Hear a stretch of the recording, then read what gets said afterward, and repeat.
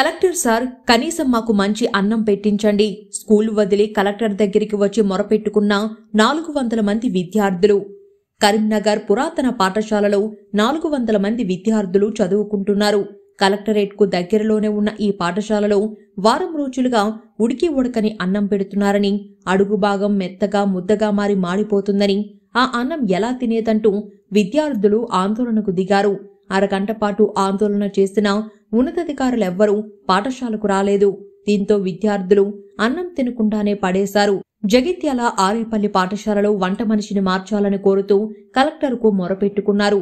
అన్నంలో పురుగులు, వెంట్రుకలు వస్తున్నాయని, రుచిలేని అన్నం వడ్డిస్తున్నారని, ప్రశ్నిస్తే ఇష్టమున్న చోటు చెప్పుకోమంటూ వంట మనుషులు బెదిరిస్తున్నారని ప్రజావాణిలో గోడు వెళ్లబోసుకున్నారు. 4 నెలలుగా అధికారులకు ఫిర్యాదు చేసినా చర్యలు తీసుకోవడం లేదని వాపోయారు. ప్రజావాణి ఆడిటోరియంలోకి వెళ్లి కలెక్టర్కు ఫిర్యాదు చేశారు. అనంతరం రోడ్డుపై బైఠాయించారు.